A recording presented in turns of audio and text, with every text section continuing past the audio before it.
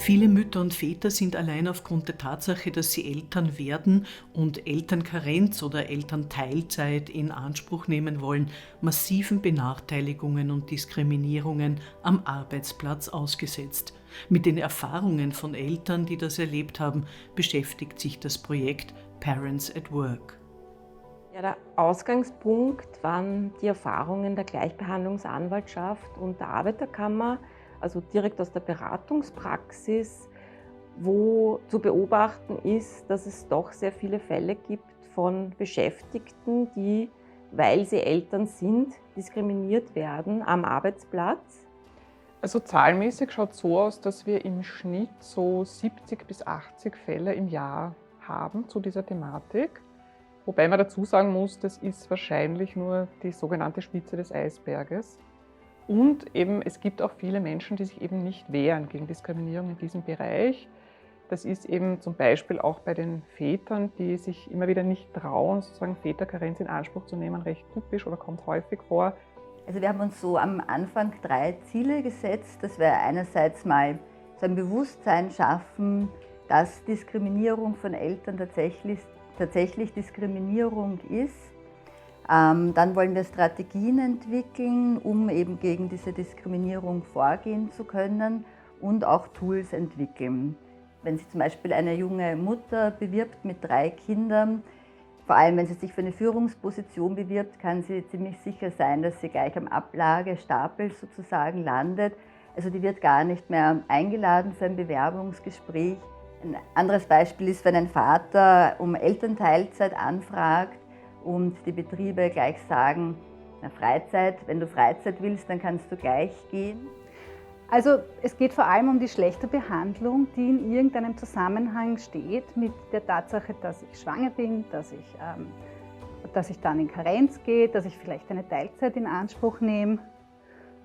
Und das Wichtige ist, dass man oft glaubt, okay, es gibt einen Mutterschutz und es gibt dann Karenz, darauf hat man ja einen Anspruch, es gibt sogar Elternteilzeit, auf das ich einen Anspruch habe. Aber ich muss nicht in Kauf nehmen, dass ich nachher vielleicht dann nur mehr Akten schlichte, wenn ich vorher eine Führungskraft war. Ich muss auch nicht in Kauf nehmen, dass meine Führungsposition weg ist, weil ich eine Teilzeitlösung habe. Also all diese Dinge sind an sich Diskriminierung. Ich muss auch nicht das akzeptieren, dass mein Arbeitgeber oder Arbeitgeberin sagt, das ist uns auch schon so untergekommen, dass ja jetzt jemand Neuer diesen Job übernommen hat und der oder die macht ihn jetzt so viel besser und es wäre jetzt gut, wenn man wieder in die 2. Reihe geht. Also die hatte eine Tochter, die auch sozusagen eine verstärkte Gesundheitsbetreuung gebraucht hat. Und sie hat mir immer erzählt, wenn sie einen Tag frei haben möchte und ihrem Chef sagt, das ist, weil sie das Auto in die Reparatur bringen muss, ist das überhaupt kein Problem. Wenn sie dem Chef sagt, es ist, weil sie mit dem Kind einen Arzttermin oder einen Krankenhaustermin hat, dann gibt es Probleme, dann will ihr Chef diesen Tag nicht geben und sozusagen kann sie sich auch abwertende Bemerkungen anhören. Der Spruch, wer schreibt, der bleibt, hat seine Bedeutung.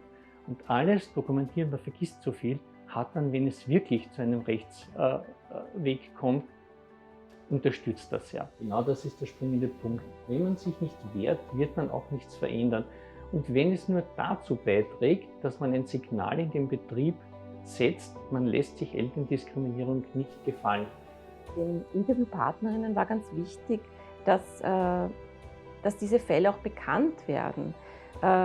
Und auch für sie selbst war es oft eine Erleichterung zu sehen, dass es auch andere gibt, denen das Gleiche passiert ist. Und ich glaube, es braucht da ein gewisses Bewusstsein oder sagen wir, Rechtsbewusstsein oder kollektives Bewusstsein, auch zu sagen, okay, ich bin halt ein Teil von der Gesellschaft und mir geht es eben auch um die Sache. Also es geht in ganz weiten Bereichen auch um eine Wissensverbreitung, auch für die Arbeitgeber im Übrigen. Also auch bei denen ist es so, dass wir immer wieder merken, die kennen sich eigentlich nicht wirklich aus, wie eine Elternteilzeit gemacht werden kann, welche Möglichkeiten es gibt. Parents at Work, es geht um die Einstellung.